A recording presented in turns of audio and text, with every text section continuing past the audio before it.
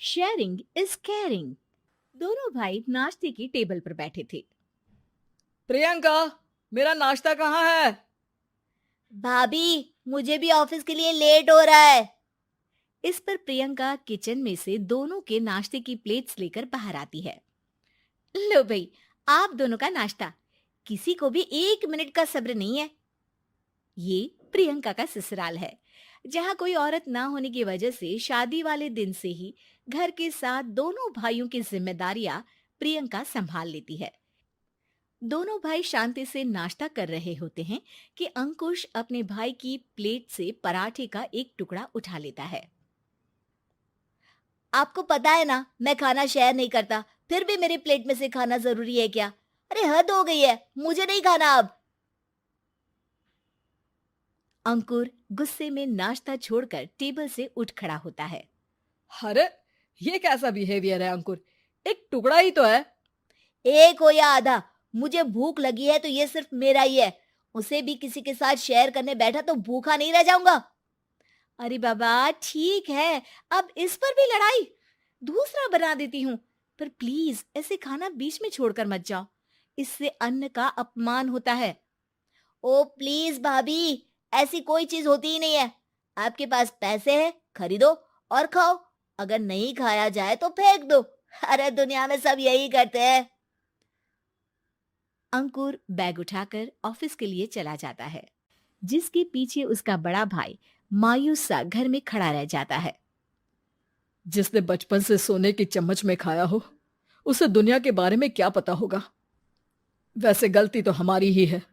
अगर कभी बचपन में ही सही गलत का फर्क सिखाया होता तो आज ये हाल नहीं होते। आप फिक्र क्यों करते हैं जी? भगवान है, वो जो भी करता है सबकी भलाई के लिए ही करता है। और जब वो चाहेंगे तो अपनी तरह से अंकुर भैया को भी सब कुछ सिखा देंगे। पत्नी की बात पर विश्वास कर अंकुश भी ऑफिस चला जाता है। सुबह से दोपहर होती है और अंकुर लंच करने ऑफिस के पास वाले रेस्टोरेंट में पहुंचता है, जहां वो एक साथ बहुत सारा खाना ऑर्डर कर देता है।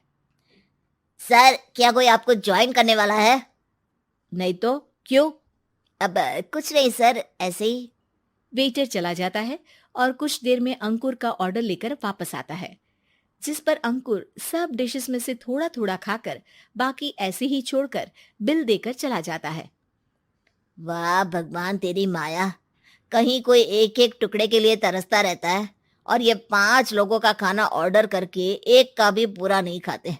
पैसे वालों की माया। वेटर टेबल साफ कर बचा हुआ सारा खाना लेकर रेस्टोरेंट के पीछे घूम रहे बच्चों के पास पहुंच जाता है, जिसे देख बच्चों के चेहरे खिल उठते हैं। वाह, आज इतना सारा खाना आया। थैंक यू भैया। भगवान आपको खाने की फैक्ट्री बना दे। अगर ये फैक्ट्री मेरी होती तो तुम लोगों को कभी किसी का झूठा बचा हुआ खाना नहीं खाना पड़ता। चलो तुम लोग खाओ, पर ध्यान रखो किसी को पता ना चले, नहीं तो मेरी नौकरी चली जाएगी। इसी के साथ दिन बीतता है और रात को दोनों भाई एक साथ घर पहुंचते हैं। कुछ देर में सब डिनर करने बैठते हैं, जहां अंकुश अंकुर को समझाने की कोशिश करता है।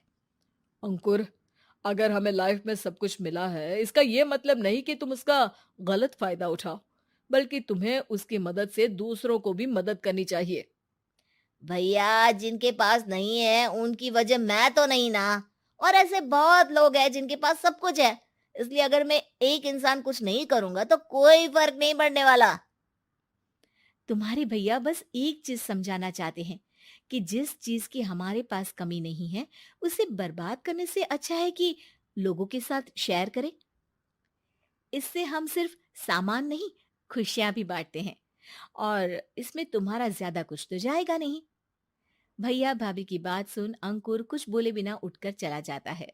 इसी तरह दिन बीतते रहते हैं, जिसमें अंकुश और प्रियंका कोशिश तो बहुत करते हैं, पर अंकुर पर किसी भी चीज का कोई असर नहीं पड़ता। एक दोपहर अंकुर सैंडविच खाते हुए सड़क के किनारे चल रहा होता है। तभी उसकी नजर आइसक्रीम वाले पर पड़ती है और वो सैंडविच सड़क किनारे फेंक आइसक्रीम खरीदने पहुंच जाता है। अब इसे कहते हैं जिंदगी का सुख। जैसे ही अंकुर आइसक्रीम लेकर पीछे मुड़ता है, तो एक आदमी को सड़क से वही सैंडविच उठाते हुए देखता है। वो आदमी बहुत कमजोर, गरीब, जैसे बहुत दिनों से खाना ना खाया हो वैसा लग रहा था।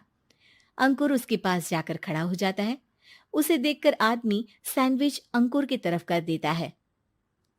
आपको भी खाना है क्या? क्या हम इसे आधा आधा कर ले?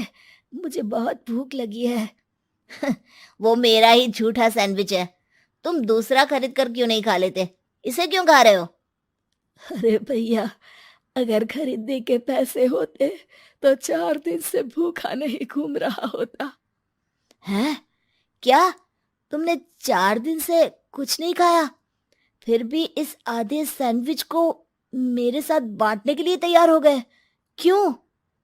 अरे भैया, पैसा नहीं है तो क्या हुआ, इंसानियत आज भी उतनी महंगी नहीं हुई, और ना ही उस पर अमीर गरीब का टैग लगा है जो हम उसे रख ना सके। पर अफसोस, आजकल लोगों के अंदर पोषण, खून या विटामिन से ज्यादा इंसानियत की कमी होने लगी है। आदमी की बातों से अंकुर को समझ में आ जाता है कि वो आज तक कितना गलत काम करता आ रहा था। इसके बाद से वो अपनी किसी के साथ शेयर नहीं करने और खाने को बर्बाद करने वाली आदत को छोड़ देता है।